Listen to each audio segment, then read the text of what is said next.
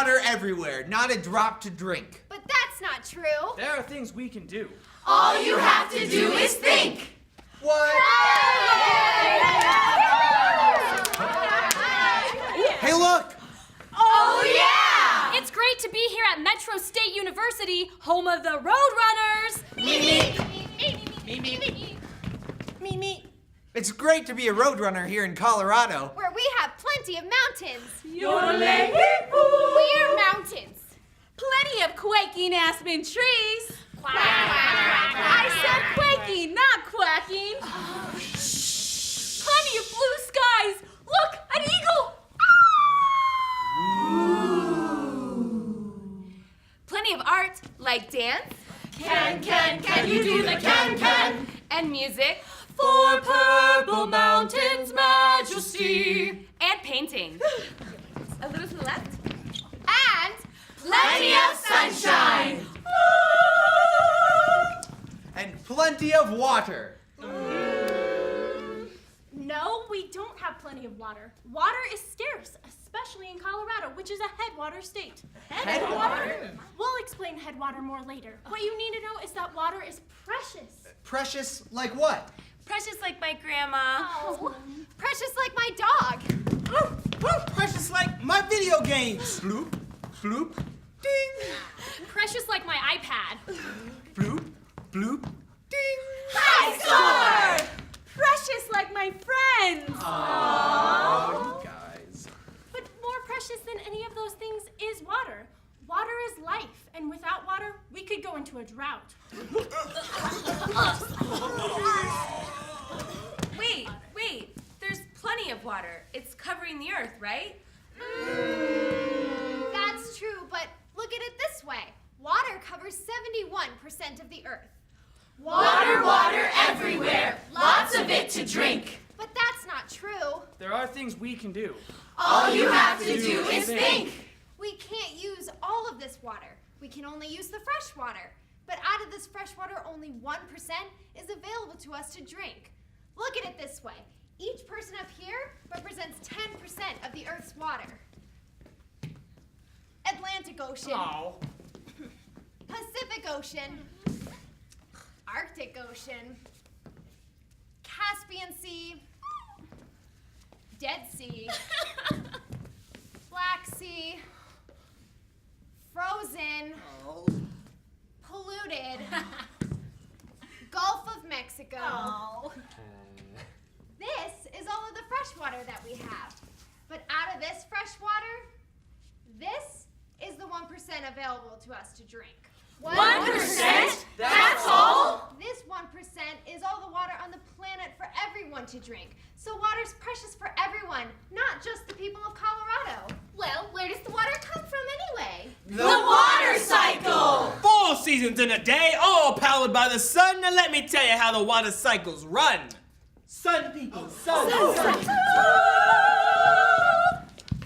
The sun sends its golden rays through our atmosphere and down to Earth's water sources. Sources like creeks, Rainbow trout! rivers, Just around the riverbed. lakes and reservoirs. Lakes and reservoirs. Lakes and reservoirs are like piggy banks. Cha-ching! The way you save money to spend it later, we save water to spend it later too. Piggy banks like Dillon Reservoir! Dillon Reservoir is only one of Colorado's piggy banks. There are a lot of fun things to do in the water we've saved. Things like swimming, Kayaking, fishing, Jet skiing. and while we're doing these fun things, water's going through the water cycle. It starts with evaporation, when water turns into vapor and goes up into the air. Condensation, when it cools down back into a liquid and forms clouds. We are clouds! Precipitation, when it falls back to Earth in different forms. Rain. Snow! Sleet! Hail! The rain, snow, sleet, and hail will absorb back into the ground or run off back into our piggy banks. Run off! Cha-ching! Let's go through that one more time. First off is evaporation, taking those water molecules to new elevations, turning them to gases. This endless process passes unnoticed from your seas, rivers, and streams, from your drinks, pools, and ice creams. It's heated by the sun, it's always going and never done. Evaporation is number one. Number 1, evaporation. The next part of the water cycle is condensation, where those water molecules form in concentration, becoming clouds in different shapes and magnitudes. We are clouds. Depending on the temperature and altitude, like horsetails or balls of foam, condensation is where clouds are formed. Number 2, condensation. The third in line, we Coloradans know all too well. Precipitation is when those clouds begin to swell. Water molecules fall from the sky to our feet in the form of snow and sleet. Precipitation is an amazing feat. Number 3, precipitation. One final dial on the crank of the water cycle. Runoff drips off our streets and peaks into our streams and creeks. Where water flows, runoff is where it all goes. Number 4, runoff. Okay, so water is the most precious thing on Earth, and we use our lakes and reservoirs as piggy banks to store the water. But come on, we all know the water cycle. Isn't it the same here in Colorado as it is everywhere else? Actually, Colorado is special because we are a headwater state. Headwater? The water collected in the mountains flows to many places. I'll show you. Mountains! We do not get to keep it all. The water flows down to other states, but always starts in Colorado. This is why we are a headwater state. All the water flows out, but none flows in. Hawaii is the only other headwater state in the USA. Aloha! But that's not the only reason Colorado is special. The Colorado water cycle is a bit different. We depend on the precipitation that comes in our state, which is mostly snow that becomes snowpack. Remember number 1? Evaporation. Remember number 2? Condensation. We are clouds. Oh, speed bump. Speed bump. The mountains act as a speed bump. Not all of the clouds can get over the mountains. We can't get over the mountains. I'm gonna make it.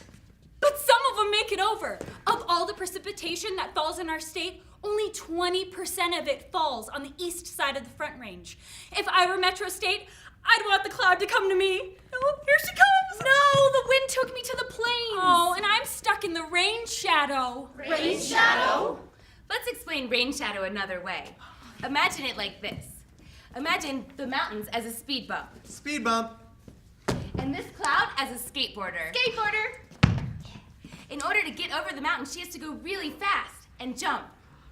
Whoa! Yeah! Whoa, look at all that space between where she landed and the speed bump. Just like she didn't touch down in this area, little precipitation made it to the eastern slope of Colorado. That's just like the rain shadow. Oh! Let's rewind that real quick. 80% of the precipitation falls on the western slope and only 20% makes it over the mountain. I'm gonna make it. Look, she made it. And here she comes. No, the wind took me to the plains. Oh, and I'm stuck in the rain shadow. Rain shadow. Remember, little precipitation makes it to the eastern slope of Colorado, the space between where the skateboarder landed and the speed bump. And although 80% of the precipitation falls on the western slope, The town of Dillon. most of the people, 80%, live on the eastern slope of Colorado. Aurora. Denver! Boulder. Metro State. And they only get 20% of the precipitation in the whole state. Water, water everywhere. Not a drop to drink. But that's not true. There are things we can do. All you have to do is think. So if we only get so much snow and snowpack in a year, how do we go about being water wise to protect and save it? I mean, we got people taking 20-minute showers all day long. And some of us are filling our dishwashers with only one glass. Beep. And some people are turning on the faucet to brush their teeth even when they're not using the water. Hey, what happened? So what can we do about being water wise? There's a lot we all can do. There are many simple actions we can take to preserve our precious water. Come with me, I'll show you. Remember our friend who was taking a 20-minute shower? Well, she can be water-wise by taking a 5-minute shower. 4 minutes and 53 seconds. Yes.